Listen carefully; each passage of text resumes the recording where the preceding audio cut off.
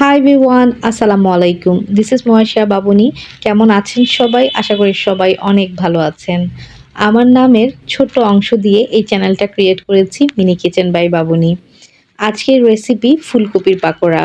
শীত কিন্তু চলে এসেছে, এখন কিন্তু ভীষণ শীত। শীতের মধ্যে কিন্তু এ ধরনের ভাজা পোড়া খেতে ভীষণ ভালো লাগে।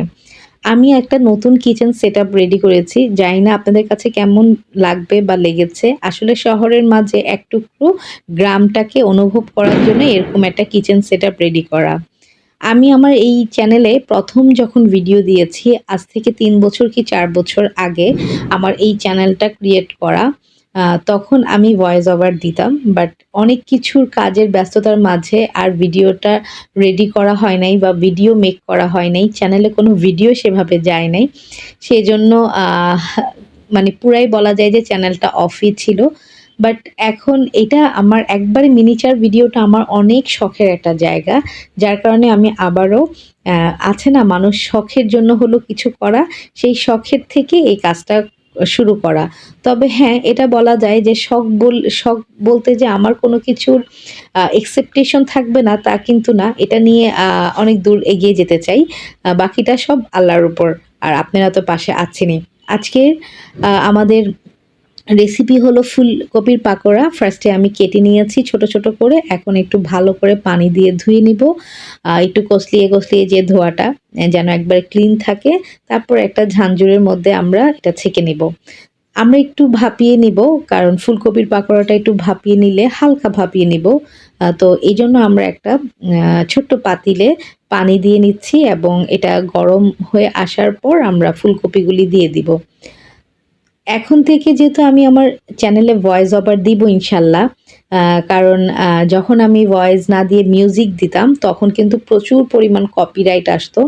এত বেশি কপিরাইট আসতো যে লাস্টে আমার ভিডিও আর রেডি করতে ইচ্ছা করে নাই। এই পেজগুলোর আ সাথে আমার আরো কিছু বিজনেস পেজ আছে। আমি একজন হোম বেকার। আমি কেক নিয়ে কাজ করি। দীর্ঘ ৪ থেকে ৫ বছর যাবত ধরে আমার কেকের বিজনেস।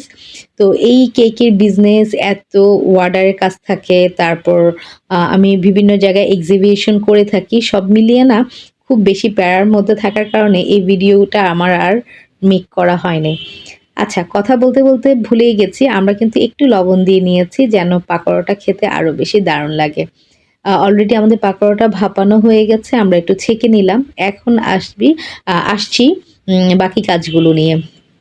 আমরা আজকে পাকোড়াটা ভাজবো বেসনের পাকোড়া। বেসন দিয়ে আমরা পুরটা রেডি করব বা ডোটা রেডি করব। এখন আমরা লবণ দিয়ে দিলাম। লবণটা স্বাদ মতন যে যার মতন খান। এই ধরনের রান্নাগুলি না বাচ্চারা খুব মজা পায়। এরপর আমরা দিয়ে দিচ্ছি হলুদ। একটু হলুদ দিয়ে দিব। তো যেহেতু একবারে ছোট, ছোট আ জারের মধ্যে হলুদ রেখেছি, একবারে হলুদ বেরই হচ্ছিল না। তারপর আমি একটা নাইফের সাহায্যে হলুদটা বের করে নিলাম। আর তারপর দিয়ে দিলাম হালকা একটু মরিচের গুঁড়া যেন খেতে আরেকটু বেশি একটু স্পাইসি লাগে। তো যেহেতু আমি নিজেই খাবো আজকের পাকোড়া, কারণ আমার বাচ্চা ফুলকপির পাকোড়া একটুও পছন্দ করে না। যার কারণে আমি একটু স্পাইসি দিয়ে নিয়েছি। বাট আপনাদের বাচ্চারা যদি পছন্দ করে, কারণ এই ধরনের রান্নাবাটি তো খেলতে বাচ্চারাই ভীষণ পছন্দ করে। বাচ্চারাই অনেক বেশি আগ্রহ করে। তো তাহলে আপনারা স্পাইসটা একটু কম দিবেন।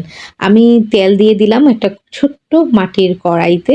এখন আমি আগুনটা বারবার জ্বালাচ্ছি। আমি আজকের কিচেন সেটআপটা রেডি করেছি। একটা সোলারের মধ্যে আমি মাটি দিয়ে কিচেনের সেটআপটা রেডি করেছি। ইনশাআল্লাহ কোনো এক সময় আপনারা যদি চান দেখতে আমি ফুল সেটআপটা কিভাবে রেডি করেছি অবশ্যই আপনাদেরকে দেখাবো। তেলটা গরম হয়ে যাওয়ার পর একে আমি ফুলকপির পাকোড়াগুলো দিয়ে দিচ্ছি ডোর মধ্যে অ্যা চুবিয়ে যেটাকে বলে আরকি। তো যাই হোক, এর মধ্যে আমার ছেলে আসছে। আজকে যেহেতু বছরের শেষ, সেজন্য আমার ছেলে একবার ছাদে যাচ্ছে, একবার আসছে। যদিও আমি এই জিনিসগুলি খুব বেশি অপছন্দ করি। তো আমার একটা করে সোপ করা হচ্ছে, আবার একটু নেড়ে দিচ্ছি। তো অনেকদিন পরে কিচেনের সেটআপ কাজ করছি যেহেতু সেজন্য কড়াইগুলো একটু লেগে যাচ্ছিল পাকোড়াগুলো। আর ২-৩ মাস আগে আমি এই ভিডিওগুলি করেছিলাম। বাট আমি আসলে তখন বৃষ্টির কারণে আবার কিছু বিষয়বস্তু ছিল। সব মিলিয়ে না ভিডিওগুলি আর রেডি করা হয় নাই। আর মিনিচার নিয়ে এখন বাংলাদেশে অনেকেই কাজ করছেন, আমার ভীষণ ভালো লাগছে দেখে। আমি যখন কাজ শুরু করেছি তখন হাতে গোনা ২-৩ জন ছাড়া কেউই করতো না। বাট এখন দেখেছি আলহামদুলিল্লাহ অনেকেই মিনিচার নিয়ে কাজ করে। সাধারণত এই মিনিচার ভিডিওটা কিন্তু তামিলরাই বেশি করে থাকে ইন্ডিয়াতে, আর ইন্টারন্যাশনাল তো আছেই। তো বাংলাদেশেও এখন অনেকে করছে, সেটা দেখে নিজেরও ভীষণ ভালো লাগছে। আমার আপনাদের সাথে গল্প করতে, করতে পাকোড়া কিন্তু ভাজাই হয়ে গেছে। আমি কি গল্প করতে ভীষণ ভালোবাসি। মিনিচার ভিডিওতে মেক্সিমাম আমার গল্পই থাকবে।